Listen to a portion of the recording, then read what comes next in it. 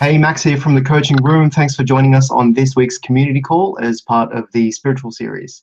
I've got Joseph with me, and we'll be covering the topic of the simple complexity of awakening. So we'll open up the call to you for you to ask some questions. What do you want to know about Moment7 System that will help you understand the system more fully? So, Joseph. Hey. What is the Moment7 system in a nutshell? Have you had your teeth whitened, Maxi Bon? I have not. You're looking very sparkly there, you know. Ding, ding. Good. Okay, so let's have a night of clarity if there's at all possible in this space. So Moment7 is designed, and we'll use some classic terms. Moment7 is a systemic design to help a person become enlightened. Enlightenment straight up. So people are wondering what it is about. It is about that. What's particularly significant about this system, it really operates in two parts. It operates in a whole duality, a whole of two parts. And the first part, moment kind of 1 through 4, is about self-realization.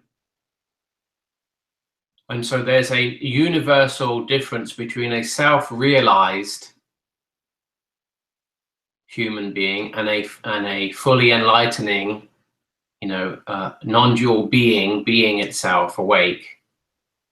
And so what's on offer for the community, at least initially, is to really start to wake up to what's not true, to the not self, to what we call the occupant, and to start to realize the actual self as that heads towards a full awakening process through the system. The system itself is designed as a painting by numbers kind of process, hence numbers of moments, to be able to assess where you are in your awakening, in your state of enlightenment, in your self-realizing, and what was before that, what moment was before that, and what is the next moment of unfolding for you.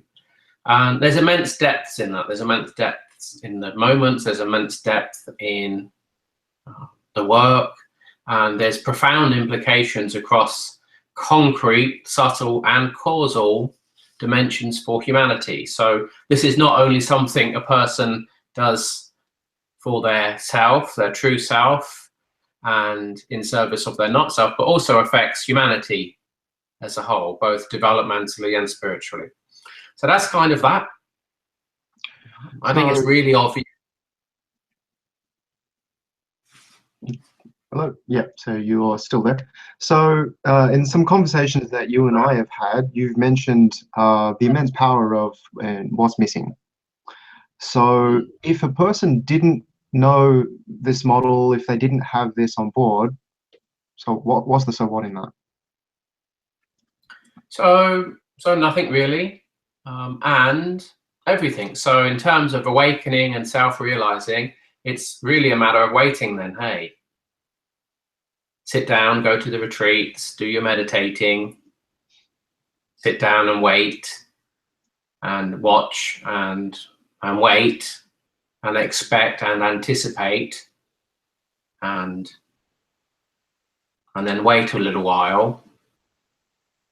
Then go to another retreat and sit there for a lot of time, listen, and then sit on a cushion, go away, and then come back home and sit and meditate and watch and wait. And that's a long time, hey, 30 or 40 years. And you might realize what's going on. Moment7 is an offer to be able to give a pragmatic approach to really accelerating grace, really accelerating self-realization with intentionality that's pragmatic. And so it still takes a while. Hey, this isn't pour water and instantaneous awakening. It still takes effort. It still takes process. But it's a process that's followable. It's a process that can be done. I love the word discipline, because discipline is about being a disciple, and a disciple of the truth, and disciplined enough to follow a system that will lead you to that for yourself. So through the system, if we can just get people to moment 4, stabilizing moment 4, free of their conditioned self, even if it still runs in the background, you know, a bit of noise, bit of conversation, but full realization that's not them talking. That level of freedom unlocks so much potential and undoes so much drive, so much need, so much searching, that humanity's next level of evolution across the plane is to at least be able to stabilize moment 4 for itself.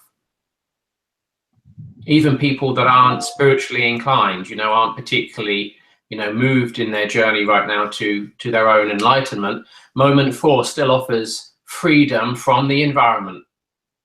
It still offers the power and the spaciousness to have an embodied personality and not be had by it. And so immense choice, immense influence, and, you know, hang out in the territory of moment 4 long enough, and, you know, moment 5 is going to be knocking as a witness, and it's just a given.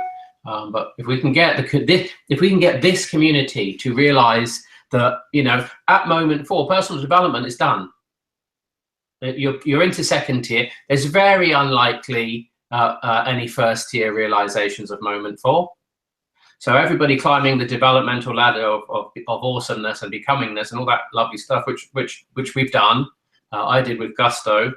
But this system is almost like a accelerated route into an early second tier view, where it's now really not personal anymore. And so the first year of inquiry, or the significant yearly retreats that we'll be doing, really is an opportunity for people to glimpse, grasp, or stabilize that. And so we've talked a lot about you know, what's available in stabilizing moment 4. The question that I want to clarify for myself and for the community is, what's the cost of not being disciplined? What's the cost of staying in moment 2, 3 occupied? Only really your whole life, like your life, and not the pretend use life. You know, the occupant is, if you feel into what you want, what you actually want is, you want to be the center of the universe. You want to be the most loved person in the world. You want to be the most sought after social person in the world, and you want people calling and knocking at your door. They just want to spend time with you. You want your parents to love you like they did when you were first born.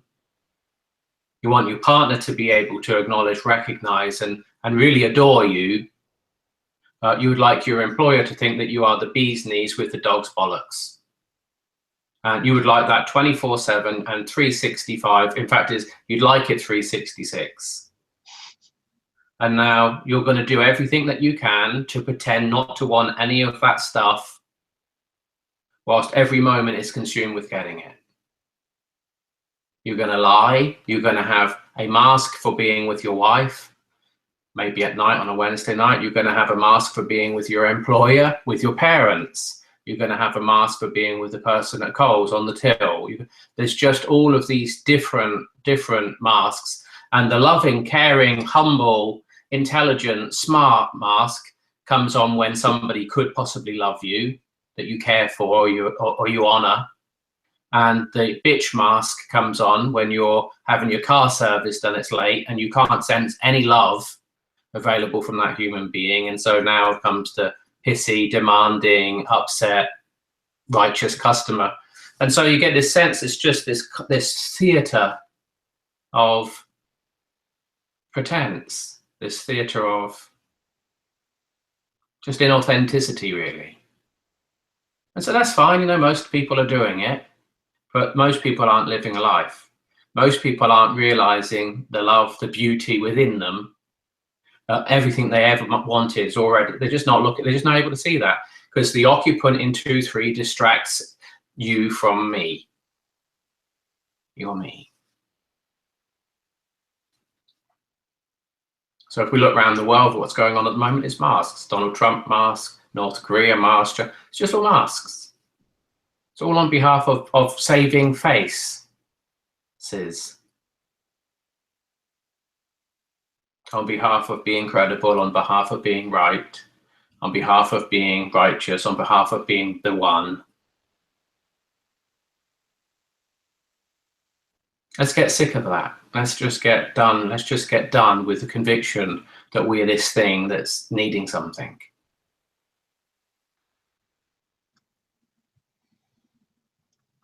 And so that brings us to, I'll bring up the Moment7 system. Given what you shared, what is then the simple complexity of awakening? Well, the simple complexity is simply to see that you aren't what you think, that you aren't what you feel, that you aren't who you take yourself to be in moment 2 and moment 3 by watching it from moment 4, so that you can be free in the very first original moment as you actually were born to be, without us messing and corrupting you. That's it, simple.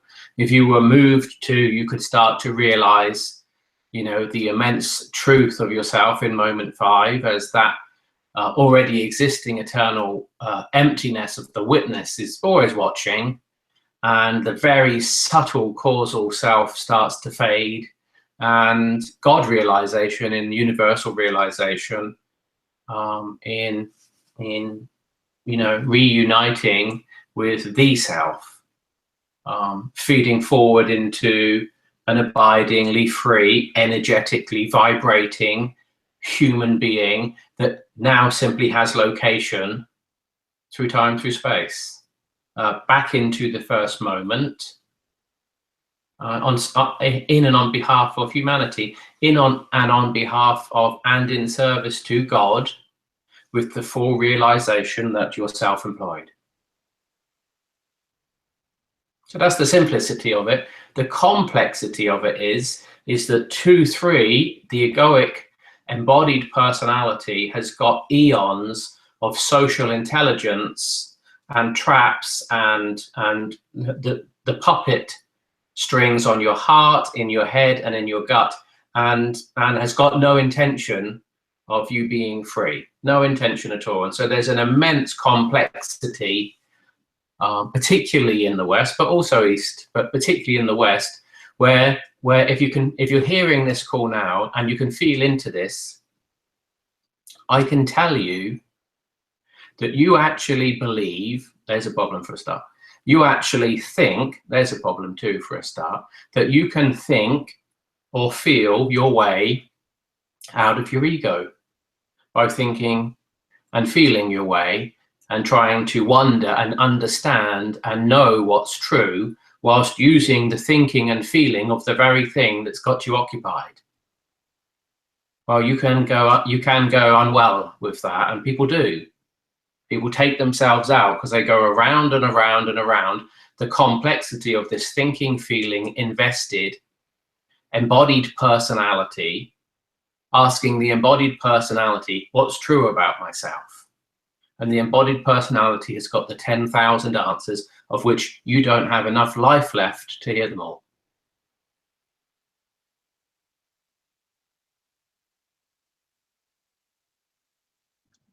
Moment 2 and moment 3, as you know from an NLP perspective, keeps you in a representational reality. It's the matrix. You've got to unplug. And it's really simple.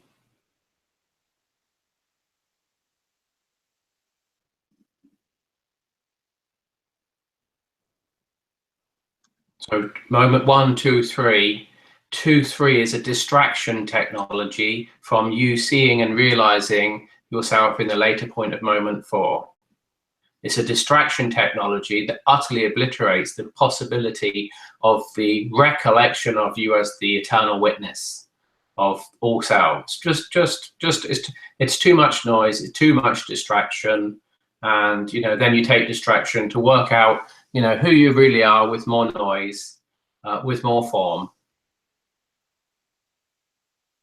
So the complexity in this occupant, this 2-3, is your only way to be free is in emptiness. Your only way out of something is in nothing, in 4-5.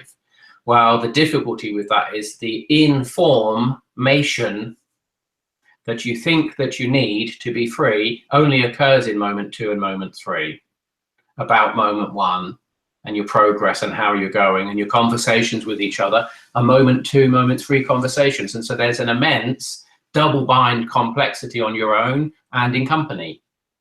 And it's a very, very clever way of keeping you in the slave of a social system. Very, very clever. And so what's simple is feeling into your heart space and checking in. Have you had enough yet? Have you had enough of the lie? Have you had enough of the ridiculousness? Have you had enough of the drama? Or do you need more Game of Thrones for yourself? Hey, I've got people in inquiry that tell me they just got caught up because they were watching Game of Thrones last night. Well, let me share with you. Garbage in, garbage out. If you're about entertainment and being entertained, carry on. Hey, it's lovely, isn't it? You know, I'm sure it's beautiful. Ain't going to wake you up, though. You keep engaging your mind. You keep engaging your emotions in the first moment that's artificially constructed. Stories. Hey, Game of Thrones stories. Sure, it's cute, sexy, naked women and hunky-looking boys. That's great, and with swords and things. Whatever the. That's lovely. Hey, but that's just not. You can have that when you're asleep. You can have that a lot when you're asleep if you realise moment 4, and you don't have to watch it on telly.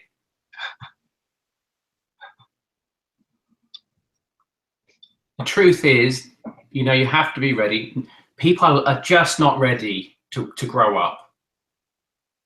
They just haven't been offered the opportunity to grow up. You know, they might think they're very mature and have a serious job and a good profession and hold a really good, conversation, but they still watch Game of Thrones, go to bed and have a masturbate about it. And it's like, it ain't real. So the simplicity is finding the real. Are you really real? Hence realization. Are you awake? Or are you okay with the dream? If you're okay with the dream, get off the call now. Don't waste your time. Series 7, my wife tells me, of Game of Thrones is coming out soon. Off we go. Hey, there's no commandment here. There's no request. This is simply, if your enlightenment drive is ignited, if there's this flame inside you that's just done with the lie, we're done with not true, done with pretending, done with changing your thoughts and feelings, beliefs and values, and your attitude and your behaviors based on where you happen to be and who you happen to be with. If you're kind of done with that and you'd like to know what's really true, then maybe an awakening process with this system might be something you're ready for.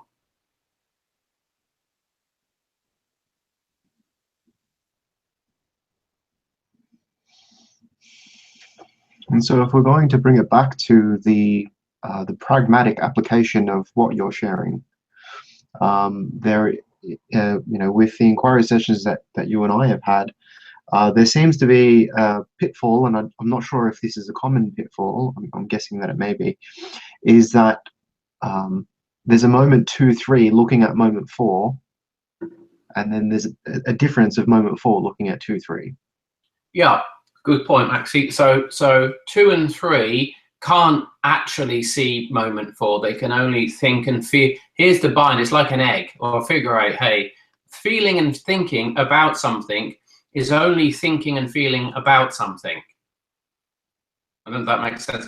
If you look into the first order, into the original self, into the first moment, the real world, this one, thinking and feeling about reality, like the car park you're in, is only thinking and feeling about it. It's not actually the car park. You can't actually see the actual car park, obviously. It's a pretend. It's an illusion of your representational senses. It's your senses, and it's senseless. So the occupant doesn't look and see self-realization, doesn't see the part of the self that is moment 4. It just thinks and feels that it can, the same as it thinks and feels it can see a chair that it can't. So it's only through the practices and through the processes of awakening, in the retreats, the chapter meetings that we're running in Work With Me at the moment, that we are able to facilitate a genuine view from the self in moment 4 to truly watch this embodied personality called Max or Jay or Johnny. And so that's the bind, you know. It's like the occupant thinks it's looking at the world, and what it sees is the world. You know, there's a car running on a road. Of course, there is no car running on any road. And there is the bind. And so our self-reflexive capacity to metastate reality with semantics, values, meanings, knowledge, understanding is an immensely powerful prison.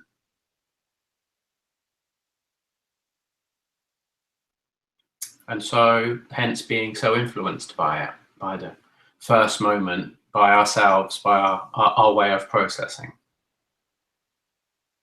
And we were trained like that, you know, we were raised like that. It's not like we have any choice. It's not like we've chosen this personality. You haven't even gotten to chosen the kind of personality that you are. You were given that. Parents and the institutions that raised you have informed you how you needed to do to survive and now to thrive.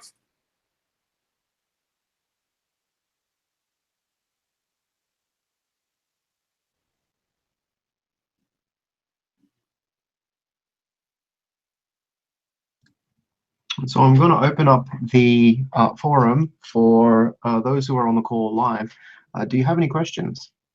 Do you have any questions before we wrap up tonight's call? Pop them in the comment box on the YouTube page.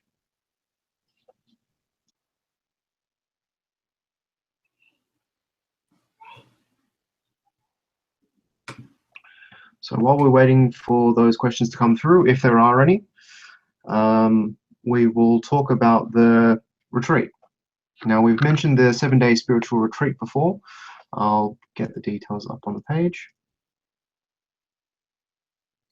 Spiritual retreat is going to be run the 16th to the 18th of March and the 19th to the 22nd of April. We're going to run that at Sydney University Village in the Carillon Room. A question for you, Joseph. For those who brand new to the community and they haven't gone through, say, we'll call Master Prac, Integral Semantics, and maybe those who are just brand new to NLP, what can they expect if they're going to come to the retreat? Well, they're going to expect a retreat. I would imagine that's what they're going to expect. For the 7 days, we're going to be retreat and training. And so this is going to be a spiritual retreat.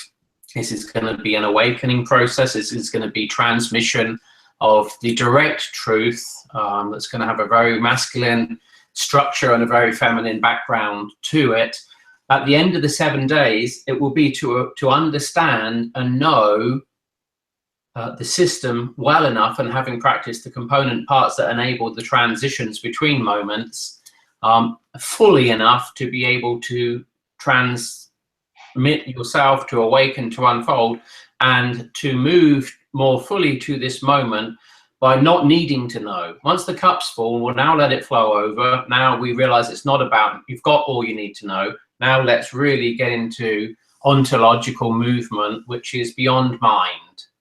And so the retreat's going to meet people where it is and where I am, and people will find their way wherever they are in a way that's what's next for them, whether they be caught in the first moment, the second moment, whatever it is. You know, somebody comes along in the 5th moment, there's room for them. There's just this unending, eternal process of awakening.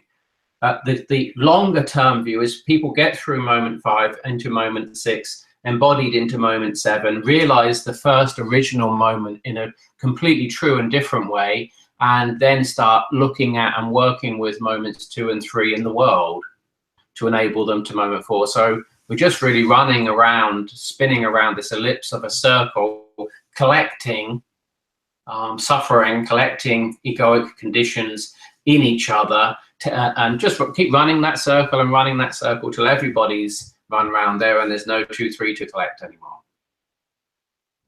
Long-term vision, say 1,000 years.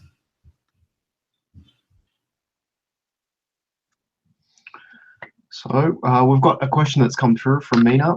She's asked, so if a person has condensed their root drive to feel and give love, is the formula at that point then just seeing that also as just an occupant's luring lies and watching it as not true? So in a nutshell, what's the question, Maxi, as you translate that into, I can see it there, hold on.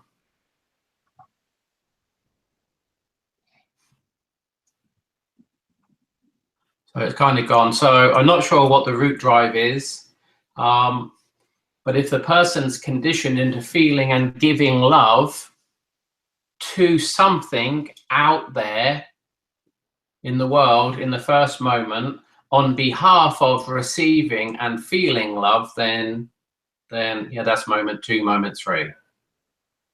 In moment 4, the realization comes online that there isn't any actual love missing anywhere, and so it's really not possible to give it, and it's more an expression of being it.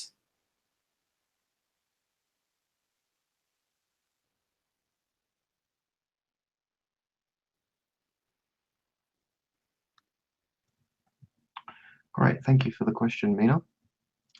So that concludes our call for tonight. Next week, we're going to shift gears. We're going to shift gears and talk about the Diploma of Professional Coaching. So that'll be on Thursday, the 17th of August at 7 p.m. We're going to talk about how you as the community can transfer what you've done with us, whether that be NLP, Coaching Mastery, NLP Practitioner, and the Coach Mentoring Program, and how you can turn that into a Diploma of Professional Coaching. Given what's happening in the coaching industry today, given organizations looking for more credibility from people, from coaches, given that, you know, coaching is an unregulated industry and anyone can call themselves a coach. So that's on offer for you. We're going to talk about that next week. Anything to add to that, Joseph? No, all good. I'm sure you'll be putting some community emails and stuff out about that coming few days. Good to see you. Thank you. Take care. Thanks for joining us on the call.